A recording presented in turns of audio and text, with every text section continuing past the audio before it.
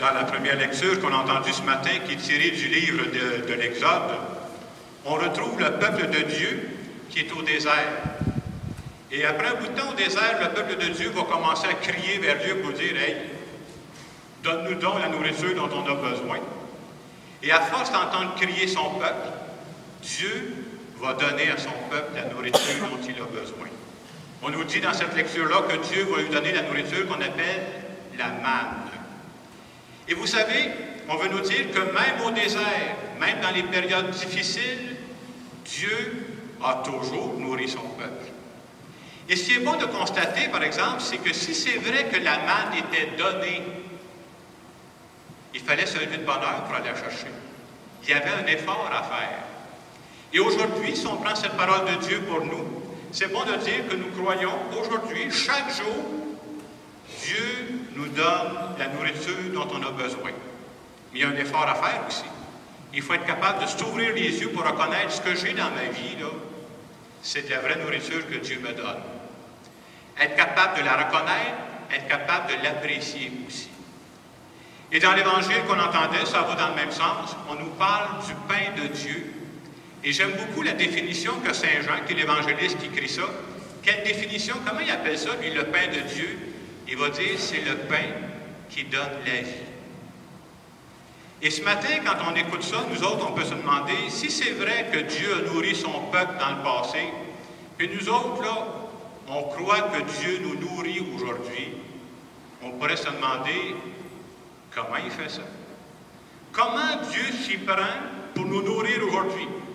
Un gars comme moi, comment Dieu nourrit ça aujourd'hui, là? Quels moyens concrets il prend?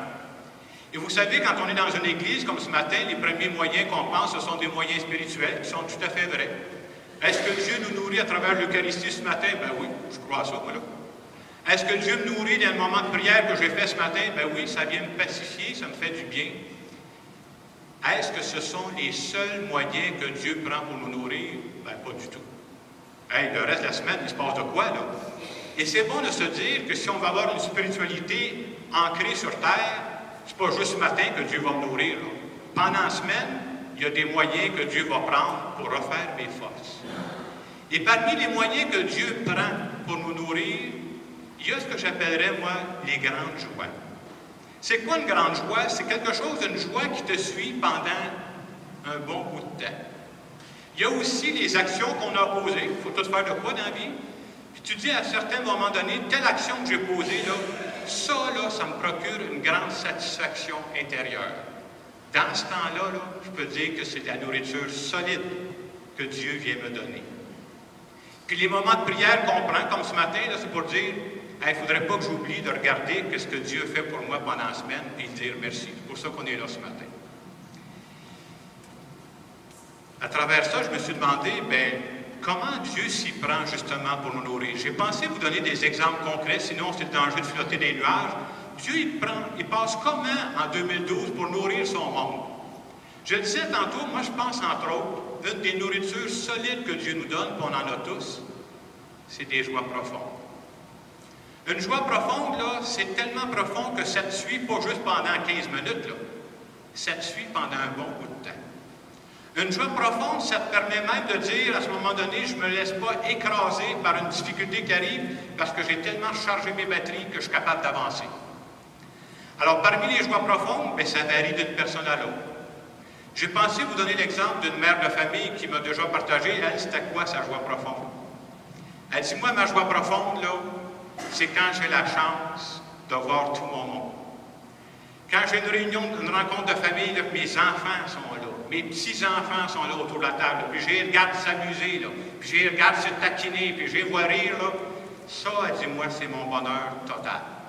C'est tellement vrai que quand on a eu une rencontre de famille comme ça, là, puis ils repartent, j'ai toujours l'impression que mes problèmes que j'avais, ils sont moins gros qu'ils étaient.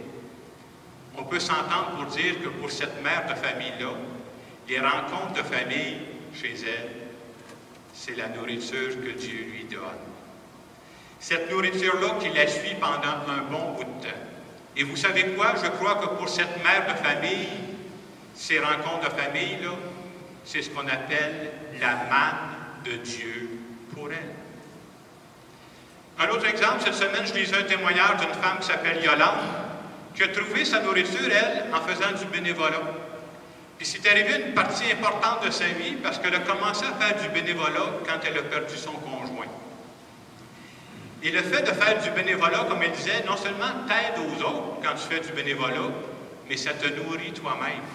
Et dans son cas, elle, ça lui a même aidé à passer par-dessus la tristesse, parce que c'est une moyenne tristesse de perdre quelqu'un qui est juste à côté de toi. Elle disait, quand mon mari est décédé, elle dit, bien entendu, comme tous les autres, j'étais triste, puis je me cherchais, puis je m'ennuyais.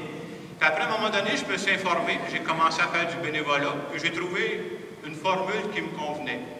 Et à partir du moment où je me suis vraiment impliqué là-dedans, elle dit, mes enfants ont arrêté de s'inquiéter pour moi. Ils ont vu que je redevenais une femme épanouie. Puis elle dit, ça m'a fait du bien. Puis elle disait, ça a été comme pour moi, mon bénévolat, une thérapie. Ça m'a redonné confiance en moi-même, puis je me sentais utile d'aider des gens qui sont plus démunis, puis ça me permettait d'apprécier davantage ce qu'il y avait de beau dans ma vie. Je trouve qu'on peut dire que pour Yolande, son bénévolat, c'est une nourriture que Dieu a mis dans sa vie. Une nourriture qui est importante, là, parce qu'elle avait à passer par-dessus une grande tristesse. Moi, je vous dirais ce matin que dans le cas de Yolande, le bénévolat, c'était la manne de Dieu pour elle.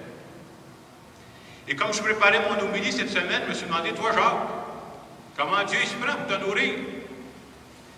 Puis je pensais à ça. Puis je pense que Dieu me nourrit de bien des façons. Mais je pense que Dieu me nourrit d'une façon spéciale, en tout cas ce que j'ai pensé à travers la mission qu'il m'a confiée. Vous savez, quand c'est notre mission, peu importe notre mission, je dirais que c'est la grande joie de ma vie. Et c'est en même temps le grand défi de ma vie. C'est ça pour nous autres aussi. Hein? Alors je me disais, ben moi, si Dieu me nourrit à travers ça, ce contact-là, que j'ai la chance de transmettre la parole aux autres. Et je me suis mis à penser, j'étais tout seul dans mon bureau, j'ai eu le temps de penser un peu. Je me suis mis à penser, j'ai dit, quand je serai vieux, faites attention, c'est pas arrivé encore ce que je dis. Là. Quand je serai très vieux, et que je suis dans une chambre à l'Hôtel Dieu, vous savez ce qui va me manquer le plus, moi? C'est de rencontrer mon monde toutes les fins de semaine pour célébrer l'Eucharistie. Oui, parce qu'il me semble que quand on prend le temps de prier ensemble, quand on prend le temps de célébrer l'Eucharistie ensemble, c'est comme si on développe une complicité avec nous, entre nous. On a tous des intentions qu'on porte ici, on n'écrit pas à tout le monde, là, mais le fait d'être ensemble, ça nous soude.